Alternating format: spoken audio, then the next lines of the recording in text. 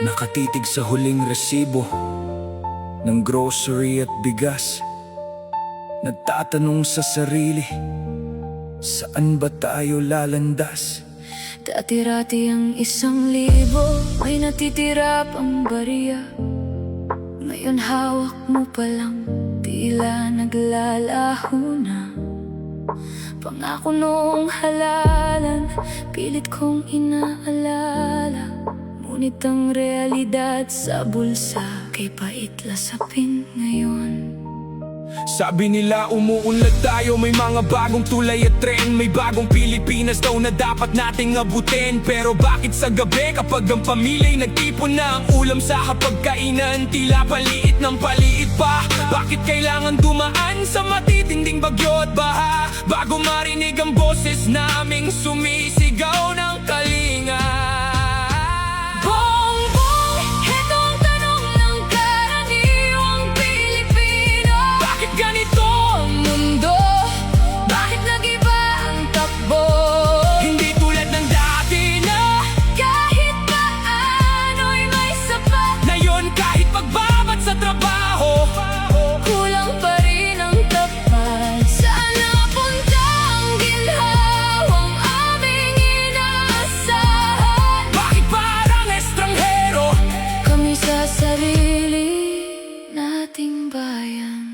Sa balita, marami kayong pinupuntahang bansa, may mga dayuhang mamumuhunan daw na darating na. Sa dagat naman, may labanan ng teritoryo at karapatan.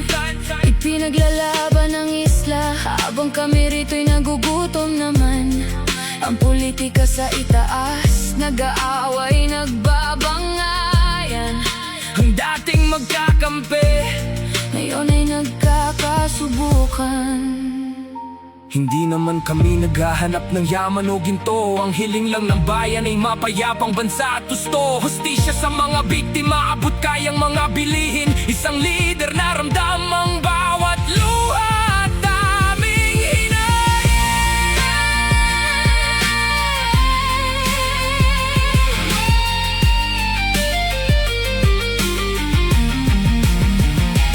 Bongbong, hetong tanong ng karaniwang Pilipino. Bakit ganito Ang mundo, bakit nag-iba ang takbo?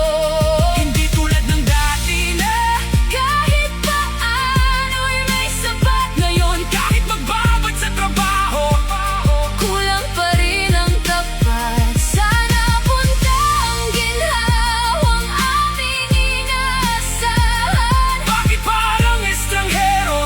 Kami sa sarili nating bayan. Titingnan na lang ba namin ang lumipas na panahon? O may pag-asa pa kaming makaahon sa ngayon? Bakit hindi Tulad ng dati, sana ang sagot ay maramdaman? na